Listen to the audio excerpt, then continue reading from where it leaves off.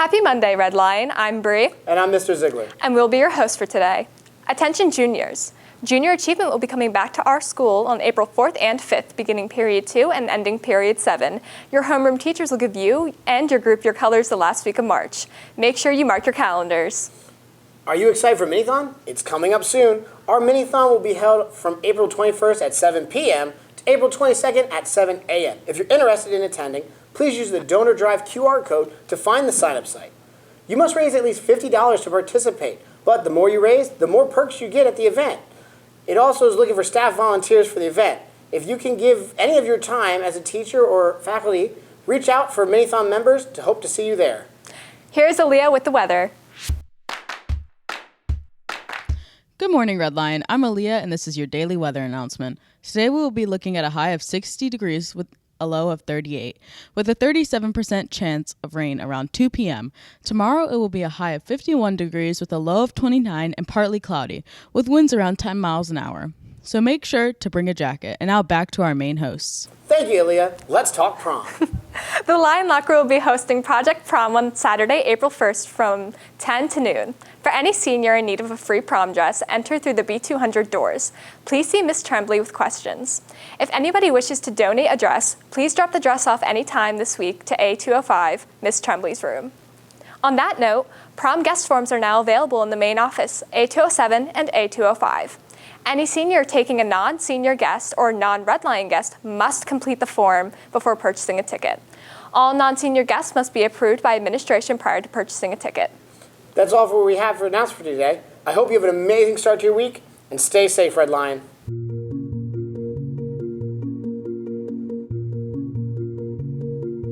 Today I'm here with Dr. Walker, our superintendent of the school. I'm going to ask him a few questions about his job and why he took the position here. So, Dr. Walker, today I'm going to ask you a couple questions. First off, why did you take the position at this school? I think this is a very unique position.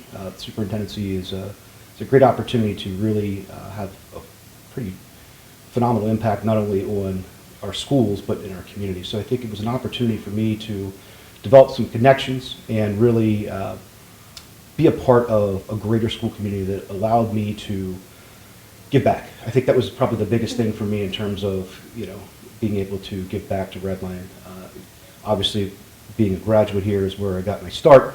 So I think where I've gotten myself to educationally and professionally, it was an opportunity for me to be able to provide support and give back to our community here. Okay. And what kind of atmosphere do you hope to achieve with this school? Specifically, my job goes a little bit different specific to the school here, but our school-wide community. I think an atmosphere that exists that's one that's healthy for everybody, in terms of, are we helping our students grow? Are we helping them achieve what their goals are upon graduation? Are we seeing growth through the K-12 curriculum, both academically and socially? Are we helping students grow and connect with each other in our buildings? Are we helping our faculty and staff? I think there's also that atmosphere of connection to school, to community as well. I think that's really important that we have that connection. And Red Lion's unique that we have our high school is sort of the hub of our town here, so I think that's an interesting piece to do and to build on as well. But I think the atmosphere we're looking for is positivity, connectivity. Just a great place to want to be, where everybody wants to come to school and to work every day. Yeah, I definitely think that's a great atmosphere to try to achieve. And how do you plan to achieve these goals? I think one of the first main objectives I've had in terms of building that vision for that atmosphere that you just previously asked me is asking a lot of questions. I think really, although I am a graduate here, I'm a community member and a parent, I think there's a lot of things I can learn just by talking to people, just very simple, just as today, getting to sit down and talk with someone. I've spent a lot of time so far in the first 2 months here asking questions, getting to know the people, getting to know processes, so that I can have a more informed decision in terms of next steps and what they might be, who to involve, what our strengths are, what our areas for growth. But I think just asking questions, listening, learning, and helping to formulate some opinions based on that data I've gathered. Okay. And what do you think students and staff expect from you? That's a great question. I think they expect that I do what I say and I say what I do. I think that's probably very sort of a basic tenet in terms of walk the walk, talk the talk kind of a thing. But I think transparency, I think they expect support, I think they expect vision, and I think they expect to, really be the face and be the leader of the district and bring us forward into, our goals, our vision, what we want to do. But I think all those things, being a good person, being a quality leader, being a sounding board, all those things you would look to someone who is the head of the school district to be able to provide that. And I think that brings trust, that brings stability, so I think those are expectations as well too. Okay. And what obstacles do you expect to encounter? I think obstacles are opportunities for growth. Anytime you have a barrier or a challenge, it depends how you see it.